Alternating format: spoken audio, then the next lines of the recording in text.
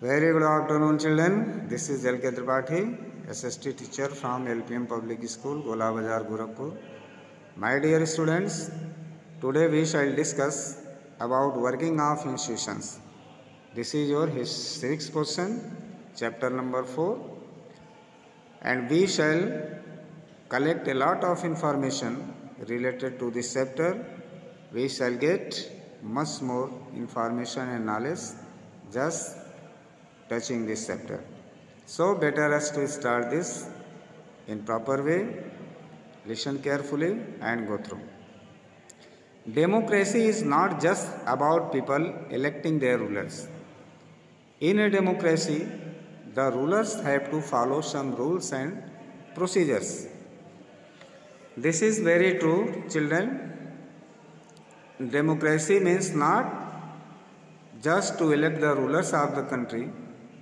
This is not enough for all the people to elect the representatives, elect the rulers of the country, and their duty go to over.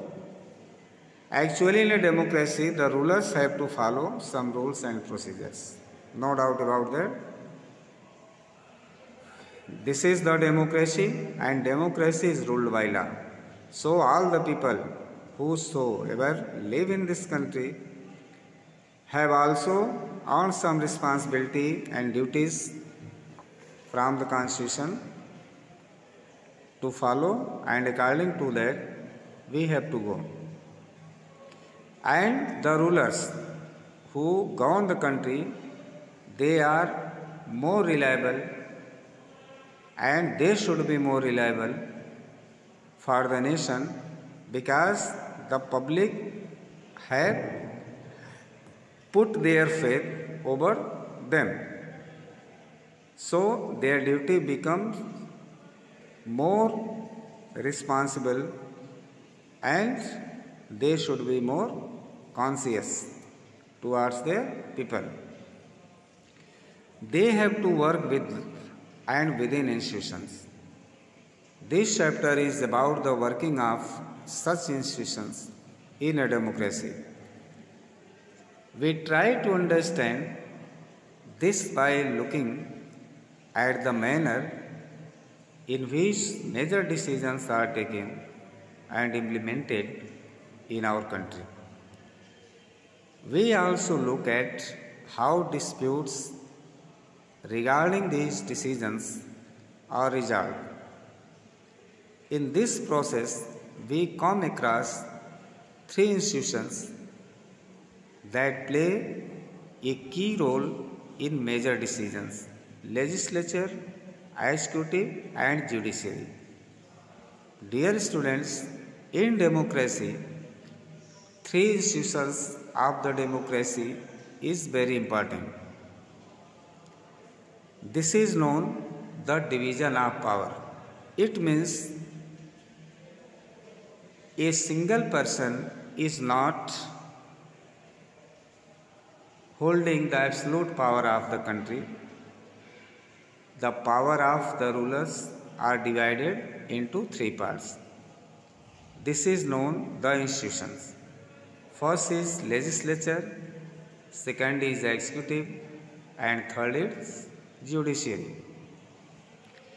The work of legislature is to make laws. The work of executive is to implement the laws, and the work of judiciary is to interpret the laws. You have already read something about these institutions in earlier classes. Here we shall quickly summarize those and move on to asking large questions. In the case of each institution, we ask, what does this institution do? We have a lot of questions. Being the citizens of the country, we must ask the questions to the institution. Actually, what does this institution do? what is the work of the institution actually, which is made for us in the country. How is this institution connected to other institutions? What makes its functioning more or less democratic? The basic objective here is to understand how all these institutions together carry on the work of government. Sometimes we compare these with similar institutions in other democracies. In this chapter, we take our examples from the working of the national level government called central government, union government, or just government of India. We can refer the government of country by these names, that is central government, union government, or just government of India. While reading this chapter, you can think of and discuss examples from the working of the government in your state. When we will read this chapter, you can ask or you can discuss about the working of the government in your state. You can know anything related to your country, wherever you live. So, 4.1, let us see it. How is a major policy decision taken? How does government take decision about the major policies? A government order, that is known as Office Memorandum, GO, OM. First of all, this is essential for us to know. A government order on August 13, 1990, the Government of India issued an order. It was called an Office Memorandum. Like all government orders, it had a number and is known by that OM. OM number this and this, dated 13/8/1990. The Joint Secretary, an officer in the Department of Personnel and Training in the Ministry of Personnel, Public Grievances and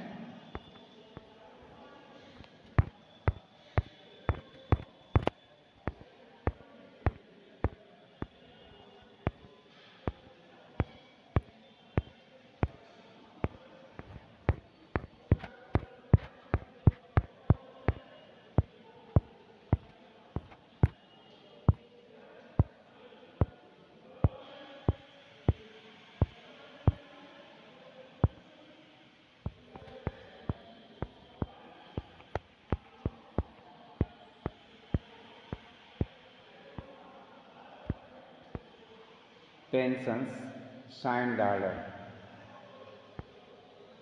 It was quite short, barely one page. It looked like any ordinary circular or notice that you may have seen in school. The government issues hundreds of orders every day on different matters, but this one was very important and became a source of controversy for several years. Let us see how the decision was taken and what happened later.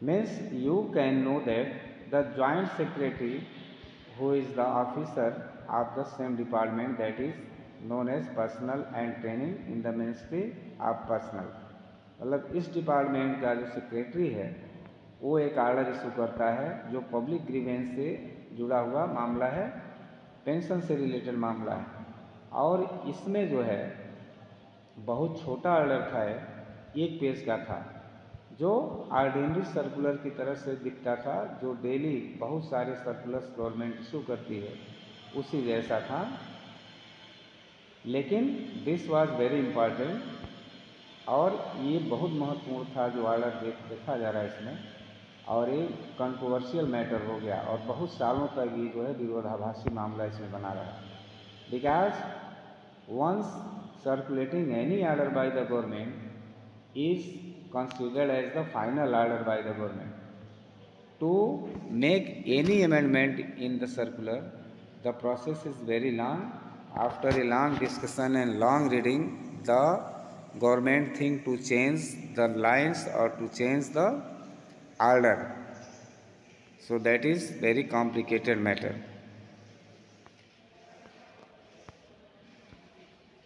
This order announced a major policy decision that 27% of the vacancies in civil posts and services under the government of India are reserved for the socially and educationally backward classes. This was the order of reservation, which we have to go here to understand better. See here, Department of Earth Training OM number this and this, dated 13/8/19. This is GI department. Subject 27% reservation for socially and educationally backward classes in civil post services. This is the reservation for the backward classes. An order, you can say OM, memorandum had been issued by the Government of India. What was mentioned in this? In a multiple undulating society like ours, early achievement of the objective of social justice, A, enshrined in the Constitution, is a must. The second backward classes commission, called the Mandal Commission, was established by the term government with this purpose in view, which submitted its report to the Government of India on 31st December 1980. First of all, the Mandal Commission, which was established by the Government of India to study about the matters of the OBCs, other backward classes, and this report was submitted by this commission. They mention all the grievances and bad condition of the OBCs. On that ground, the government decided to give them reservation, 27% reservation in all the government services. And this commission was set up in 31st December 80, which was submitted the report in this year.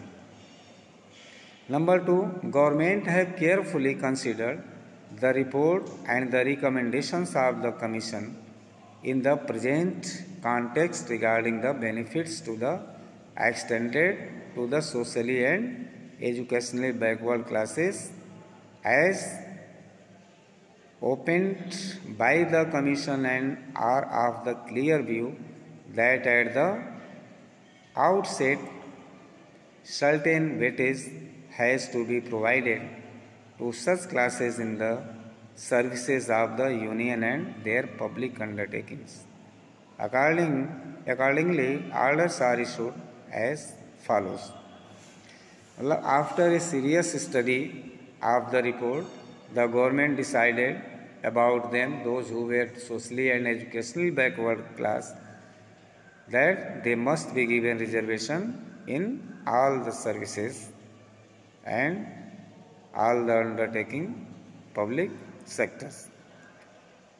27% of the vacancies in civil posts and services under the Government of India shall be reserved for SCBC, socially and economically backward classes. Next, that is memorandum number this, dated 8/9/1993.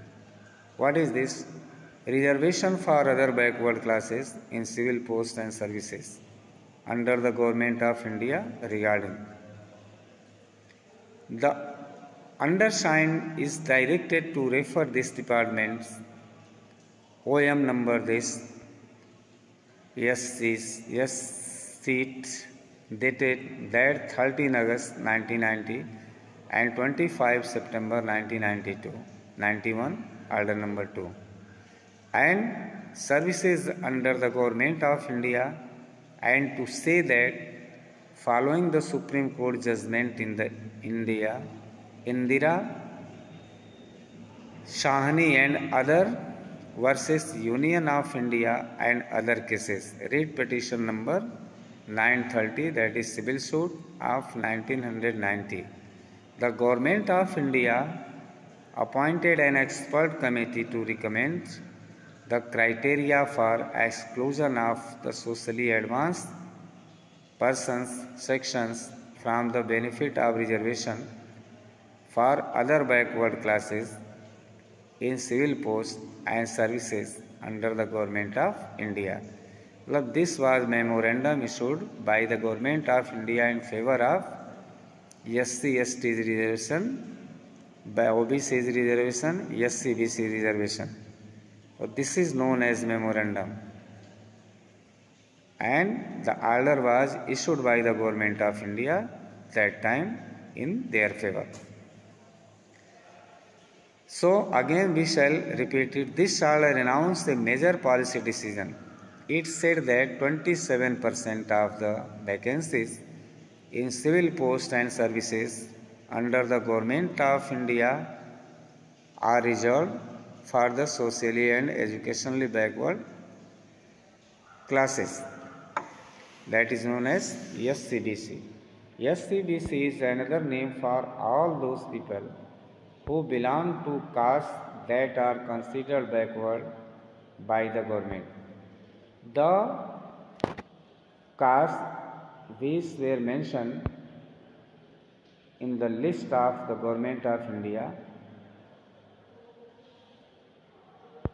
they were known SC/BC, and for them 27% job security was assured by the reservation. Others could not compete for these jobs. On their seats, no other caste could go to be appointed. Only they will be entitled to hold the chairs. The decision makers. Who are the decision makers? Who decided to issue this memorandum? Clearly, such a big decision could not have been taken by the person who signed that document. We can say the decision which was prepared by the person clearly not taken by the same person. The officer was merely implementing the instructions given by the Minister of Personal Public Grievances and Pensions, of which the department was a part.